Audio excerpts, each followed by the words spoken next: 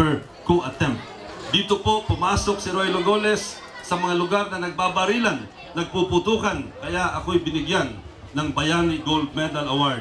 Unang-una na nakatanggap ng Bayani Gold Medal Award mula sa Philippine National Red Cross. Katulad ng nasabi ko na-elect noong 1992 sa isang napakalaking landslide victory, na-elect ulit, at dito sinimulan ko yung proyekto ko na talagang malapit sa aking puso, yung mga bagay na kulang sa buhay ko. Noong ako'y nakatira sa Romblon, nakatira sa Project 3, Quezon City. Ano yung mga yan? Eskwelahan. Ayokong mangyari at maranasan ng mga kababayan ko yung katulad ng naranasan ko noong ako'y nag-aaral sa public school. Kaya sunod-sunod na public school, mga school buildings ang aking pinagawa sa halos lahat ng barangay sa Parañaque, no, ito'y Long District pa. Kaya katapos yan, kinilala si Congressman Goles na nagpagawa ng pinakamaraming school buildings sa kasaysayan po ng Parañaque. Naranasan ko kung paano ang kaling lubak-lubak, alikabok pag maaraw, maputik pag umuulan. Kaya sinabi din ni Goles, kailangan makatulong ako sa kapwa ko na maayos yung kalye. Nagpasimento tayo ng maraming kalye. Marami dyan, dito sa loob ng barangay Marcelo Green.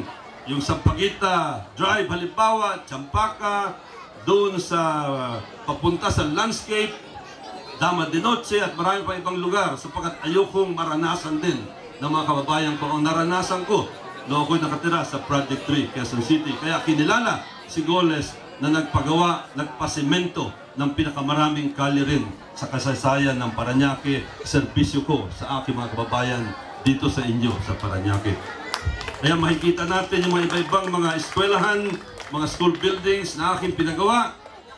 Sorry na lamang dito sa Marcelo Green, wala po tayong lugar para magpagawa ng school building.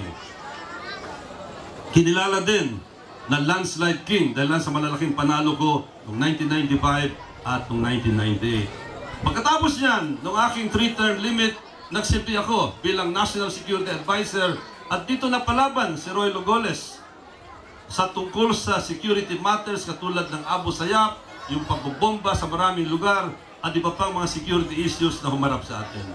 Noong 2004, nagpasiya ako na umalis sa cabinet at bumalik sa Kongreso sapagkat sa aking palagay, mas makakapagsilbi ako bilang congressman.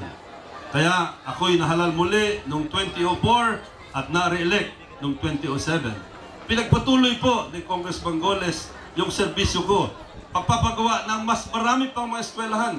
Sa San Agustin Elementary School, halimbawa, sa Masville, yung Dr. Arcadio Santos National High School, karamihan sa magaganda at mga bago at malalaki mga gusali proyekto ni Congressman Goles.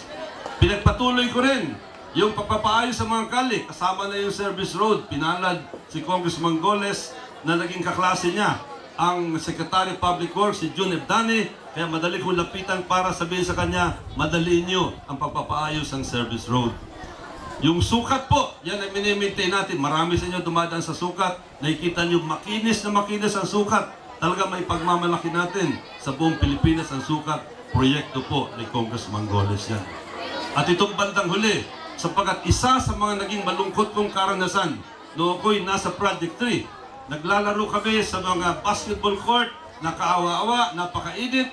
Paminsan-minsan nakakapunta kami sa Ateneo, merong covered courts doon at inggit na inggit kami doon sa mga nag-aaral sa Ateneo sapagkat meron silang mga covered courts doon samantalang kami sa public school, sa Quirino District Project 3 ay walang ganoon. Kaya sabi ko, naging pangarap ko na sana magkaroon ng covered court doon sa aming lugar. Pero naging pangarap lang yan na nawalan ng katuparan.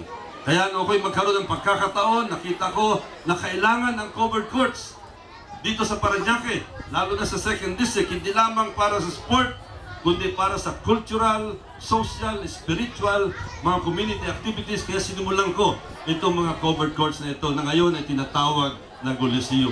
Sa ngayon, mahigit 30 Coliseum covered courts ang naipagawa ni Congressman Goles at sabi nga ng Public Works, ako na ang may pinakamaraming covered courts na pinagawa, hindi lamang sa Metro Manila, kundi sa buong Pilipinas. Yan po ang record ng inyong congressman dito sa 2nd District.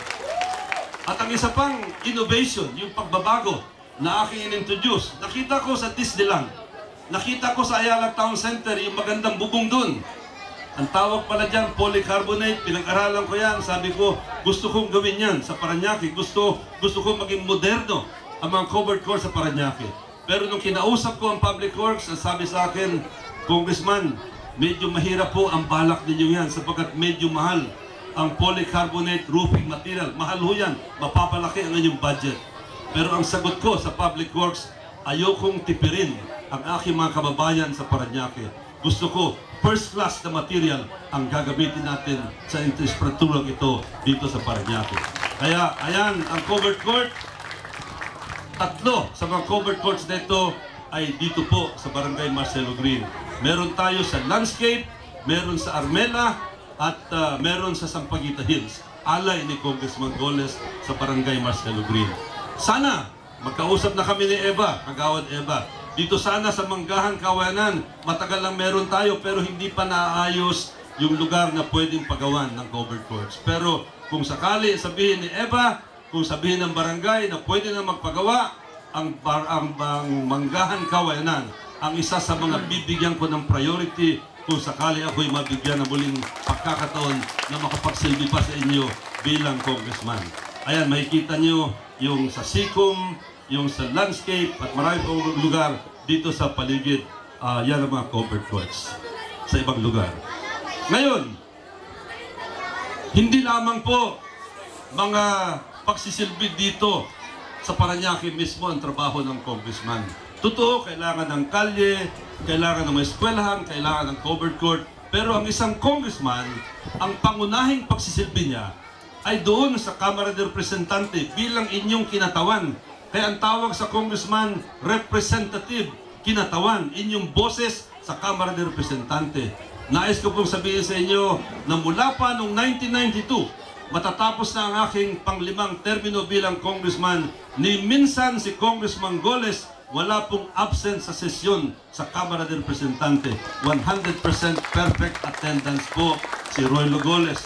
Dalawa lamang po ang kongresista ngayon na meron ganyang classic record. Ang isa dyan, ang inyong congressman dito sa 2nd District ng Parañaque.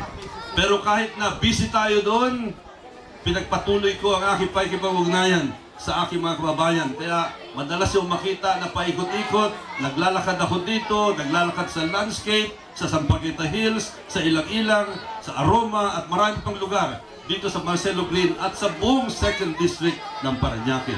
Kung gusto nyo makausap, hindi nyo kailangan i-text pa.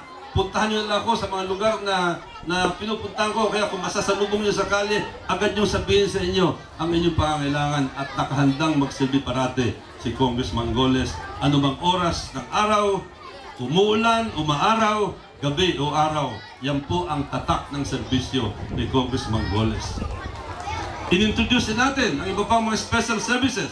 Halimbawa, yung libreng palibing. Alam nyo, ang libreng palibing napakahalaga. Kasi kaawa-awa, yung mga mahihirap na namatayan, namatay na. Yung kanilang padre de pamilya, yung naghahanap buhay, madadagdagan pa ang gastos. Kaya po dito sa libreng palibing ni Congressman Goles na daan-daan na ang nakikinabang, talagang ito ay libre. Wala pong dagdag na singil, hindi kayo sisigilin ng 12,000, libre po. Pag sinabing libreng palibing, ang serbisyo na ito ni Congressman Goles. Marami